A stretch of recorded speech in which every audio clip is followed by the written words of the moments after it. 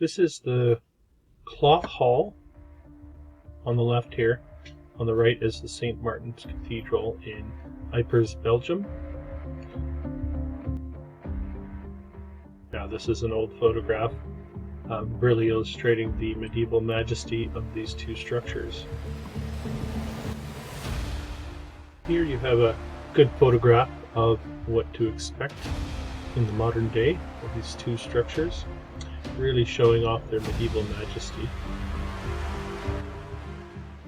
And again, to compare that with an older photograph, we do notice in the modern day photographs we've got some dormers coming off the roof. Other than that, there really isn't much difference. Now there's a problem with this narrative, as these two look like they're the same building. The fact of the matter is, they're not.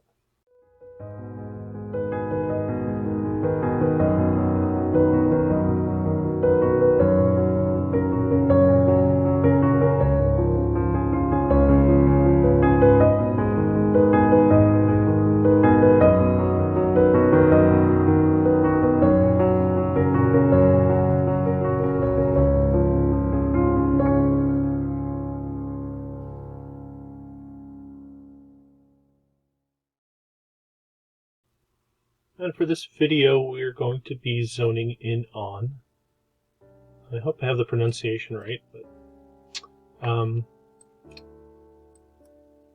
Ypres, Belgium. And here you can see it, and this is really one of those, what we are told is a hallmark location for World War I and the battles that took place there. And let's look at the history of these two structures. So we start with the cloth hall here, and here's a good visual from aerial visual. One of the largest commercial buildings of the Middle Age. So we have a time frame, original structure erected mainly in the 13th century, completed in 1304. And now we jump over to the cathedral, St. Martin's Cathedral, and we get a timeline of 1230 and was finished in 1370. So these structures, according to our historical narrative, 800 years old. The only problem is the ones we're looking at here in the modern day were supposedly rebuilt after World War I. And now I say supposedly because I do not believe that was the case. I believe we are looking at the exact same structure. I'm going to give you a little bit more evidence to maybe point you in that direction. You can see here after World War I, apparently the cloth hall lay in ruins. But between the years of 1933 and 1967, the hall was meticulously reconstructed to its pre-war condition under the guidance of architects J. Koemans and P. A. Powellins. We'll take a look at them. Let's look at the cathedral. And the cathedral is a funny story as well, to give us a bit of a historical breakdown, to get into some of the details of what happened hundreds of years ago. And at the end they say it was heavily damaged during the First World War. Subsequently, between the years of 1922 and 1930, the ruin was cleared and the church was entirely rebuilt, following the original plans. Did they have the original plans from the 1300s? Well, we'll find out a little bit more as we look into the architects. And then they do say the tower was built with a higher spire. I don't know. What do you think? Now this is the cloth hall drawing, obviously, but really quite an amazing building. I think beyond the scope of what we were able to construct in modern day. I'm getting another drawing here. Medieval majesty, to be sure. You can see all the brick pavers.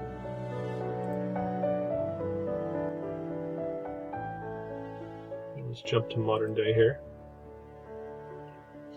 So this, now we're looking supposedly at the building after the reconstruction.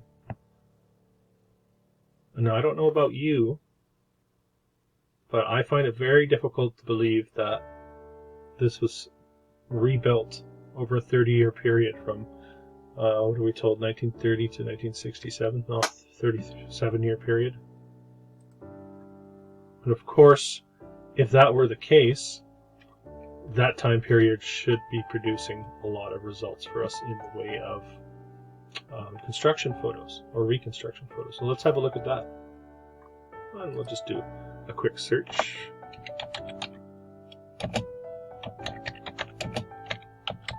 I'll put construction.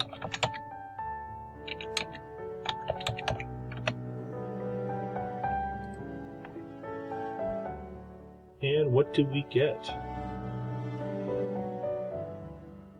We get modern day photographs, and we get some of the depictions that I will show you of the supposed damage after World War I. Do we get any reconstruction photo? No.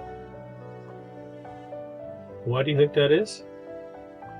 And maybe some of you will say, well, they just weren't interested in documenting the reconstruction of the most magnificent, one of the most magnificent structures in their country. If you want to make that case, you go right ahead. But I have my doubt. Here's the only one I could see, and we'll take a closer look at that now. So this postcard is the only depiction I could see of the reconstruction of this cathedral. And you can see it's gridded out heavily here, supposedly for scaffolding, and you can see the cathedral in the background also supposedly being rebuilt. The only problem with that is the timeline that we're given as the cathedral up and completed by 1930, from 22 to 1930, and supposedly the cloth hall takes until 1967. Let's look at some of the photographs from this damage incurred upon the building during World War I. This is probably one of the most famous ones, turned into a painting, as we'll see. They even try to give us a bit of a sky, but I don't know. You tell me, are we seeing fakery afoot? I find it very difficult to believe that those buildings were reconstructed, especially with the lack of visual evidence. Many of the depictions look like this, in which there's almost a cookie-cutter, cartoonish feel to the lines along the edges of these structures. Yet another one. Are we witnessing some sort of elaborate forgery or hoax? I am starting to think that's the case. Interesting, here we look at a photograph of the Canadian Parliament. Here on the right we are seeing a painting of the ruins of the cathedral. Kind of curious that would be up there, but I thought that was worth mentioning. Here's that painting.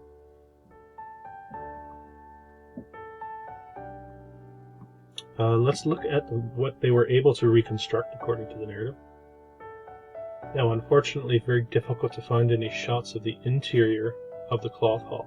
So keep in mind what we're looking at here is a building that was supposedly completed in the 60s, 1960s. Did they come with some sort of weathering that made it look hundreds of years old? Here's one of the only photographs I could find of the interior of this structure. I have more of the exterior, and we'll get onto the cathedral, and there'll be a lot more of the interior of the cathedral as well. I can see these dormers having been put on. They don't quite match the style. This looks a little bit more Mickey Mouse than what we're witnessing here. This actually looks like wood, now that I take a closer look. And this looking like stone and weathering from the ages. So you tell me, does this look like this was built in mid-1900s? Or does this look like it's been standing for much longer? Are we witnessing some sort of historical hoax? Alright, jumping over to the cathedral. This is supposedly some of the damage that incurred. Remember, this was rebuilt in 8 years, from 1922 to 1930. Let's take a quick look at the architects before we get into the structure. Alright, so just a quick reminder, we're looking at a J. Coomans and a P.A. Powell's now. You'll see why they list these two. Here we begin with this Jules Coomans, Supposedly lived 1871 to 1937. This is a casual photograph of him, apparently. Died in 1937. Remember the time frame on the reconstruction here. So remember that date. And I had to translate a little blurb I found on the other architect, P.A. Powell's here. Graduated in 1936, architect at the St. Lucas Institute in Ghent. So he's picking up apparently where this Koemens leaves off, because Koemens dies in 37. This gentleman apparently lives to the age, or to at least 1975. But he's a ghost, an online ghost, so make of it what you will. And from the official UK website on history, they tell us the rebuilding of the Cloth Hall started in 1920 and took until 1962. They also tell us how these two went about it. They had plenty of pictures of the old hall's external appearance, but fewer of what the inside of the building looked like. So we are to believe, contrary to what the Wikipedia page told us, they were going off of pictures to reconstruct these buildings. And one more shot of the cathedral. You can see again there's a bit of a cookie cutter element to these photographs, reminding me a lot of some of the old fires. So it makes me wonder about those narratives as well. Are they just setting a narrative with those stories? Let's have a look at the interior. This is the interior of the cathedral. Remember, built 1920 to 1930, right after World War I, supposedly. No documentation at all whatsoever. Well, we're just supposed to take it at face value. Of course, no plaque or homage to the ones that built it. Just a blurb of the architects. Just a short blurb. Does this skyline to you look like it's less than 100 years old? Sure doesn't to me. There you have the cymatic window. Looks like they were able to reproduce that perfectly in the 20s.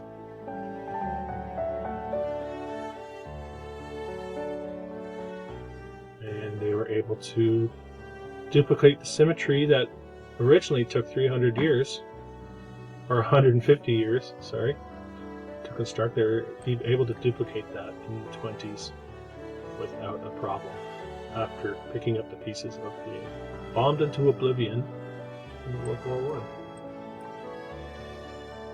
What do you think? Is there a problem with this narrative?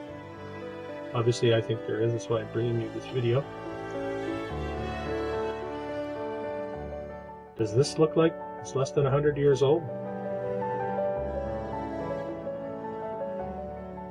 Really? They were able to duplicate all of this? Put it all back together?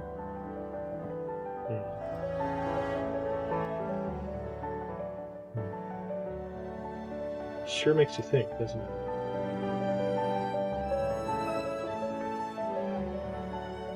Alright. I hope I've made my point. I think you probably understand what I'm trying to say. The question is why? Why, or is the deception at such a grand level? Why do we need to be told that these were completely destroyed? When it's quite obvious that they weren't, and that these structures have been standing for a very, very long time. Anyway, let me know what you think. Let me know if you think I'm way off on this one, or there's something more to the story. Thanks for watching.